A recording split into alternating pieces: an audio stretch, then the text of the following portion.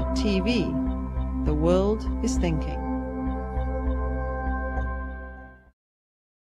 We need to come to the realization that we can no longer use the atmosphere for a waste dump for our waste products like carbon dioxide, and that we need to stop emitting CO2 to the atmosphere.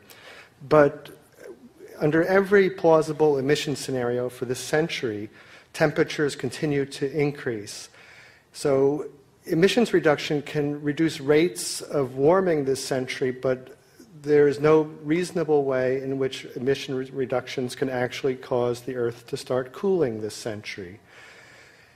So what would we do if in year 2040 or 2060 there's a severe climate crisis, say widespread famines or Greenland sliding suddenly into the ocean?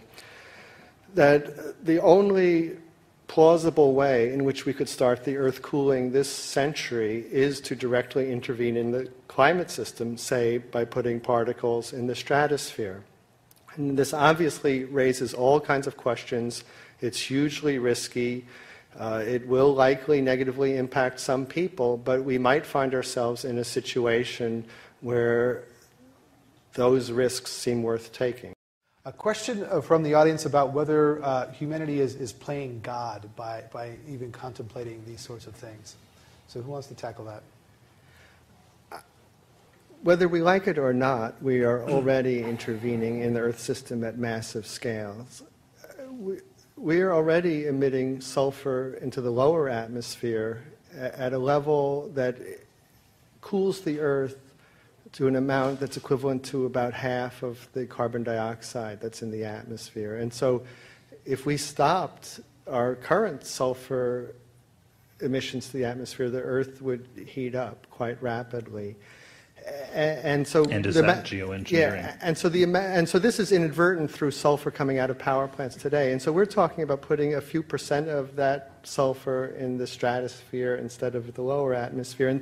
And so I think the difference is that the sulfur that we're emitting and the carbon dioxide that we're emitting, we know that we're changing our Earth's climate, but it's a byproduct of other things that we're seeking to do. And what's new about geoengineering is saying we're not just going to change climate inadvertently and knowingly, because we all know that we're changing climate when we drive home tonight and CO2 comes out of our tailpipe.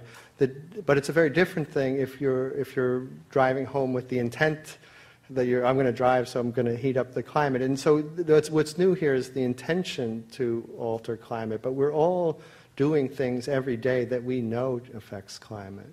I agree. No matter what we do, right, we are already engineering the Earth, right? We've intentionally or not. Intentionally or not. Now, I think the question of intent is critical. Right? I mean, intent,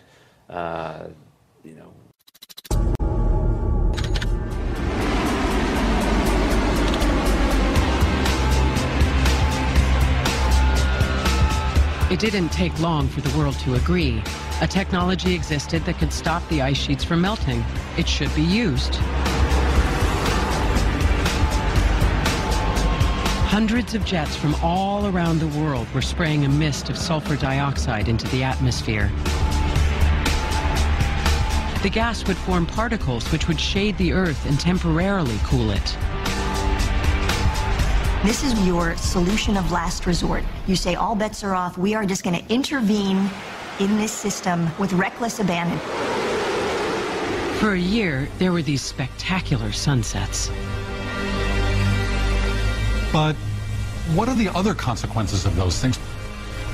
Maybe it would cool the Earth. Maybe it would cool it too much. That might be a disaster in the opposite direction. Maybe it would cause some other environmental problem that we don't foresee today. The Earth cooled, but that was the least of it. Tonight in Washington, there's debate over whether to follow China and Great Britain and cease flying Cosmic Shield mission. We've learned that in all aspects of engineering, there are unintended consequences. The Surgeon General testified before Congress today on the health effects of further depleting. The cloud was burning off the ozone layer. Once that was gone, every living creature would be exposed to a massive dose of radiation. The experiment was halted.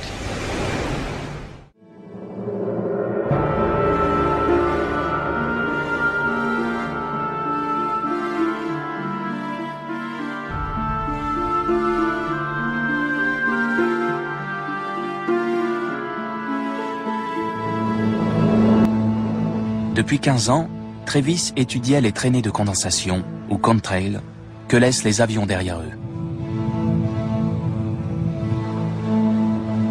Prises individuellement, ces traînées semblent peu étendues, mais lorsqu'elles sont nombreuses, elles peuvent couvrir entièrement le ciel. Voici quelques exemples de ces concentrations de contrails. Celle-ci, en Californie du Sud, est très impressionnante. Ça, c'est la côte ouest des États-Unis. Et vous voyez, les contrails couvrent 50%, voire 75% du ciel. Pas besoin d'être un expert pour comprendre, quand on voit ça sur l'image satellite, qu'il y a forcément un effet sur la température de surface. Mais il était difficile pour Travis de mesurer avec précision l'effet des contrails sur le climat.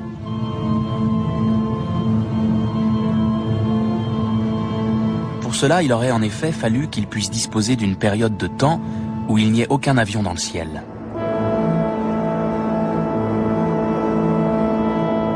La chose ne s'était jamais produite jusqu'en septembre 2001. Au lendemain du 11 septembre, quasiment tous les avions de ligne américains sont interdits de vol pendant 3 jours. Le scientifique ne peut pas laisser passer une telle opportunité.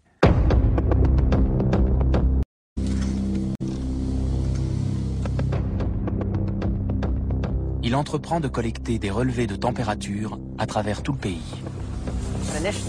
Les données venaient de plus de 5000 stations météo situées dans les zones frappées d'interdiction de vol et réparties sur 48 États.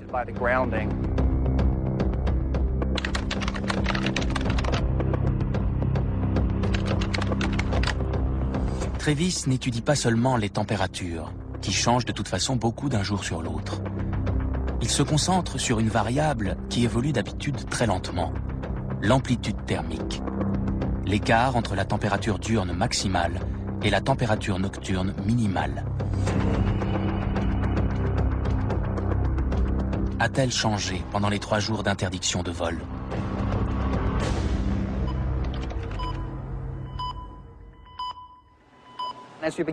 En voyant ce qu'indiquaient les données, j'étais de plus en plus excité.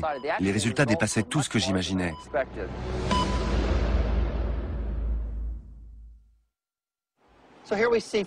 Pour les 3 jours précédant le 11 septembre, on a une amplitude thermique faible, des valeurs négatives et beaucoup de contrails. Puis, on a un pic soudain sur ces 3 jours. Ça reflète l'absence de nuages et de contrails, des jours plus chauds et des nuits plus fraîches. C'est ce qu'on attendait, mais en plus marqué.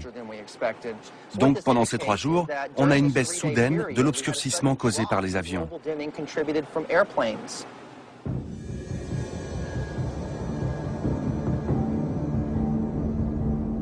Pendant l'interdiction de vol, l'amplitude thermique a augmenté de plus d'1 degré. Travis n'avait encore jamais rien vu de tel. C'est la plus grosse variation de température de ces 30 dernières années.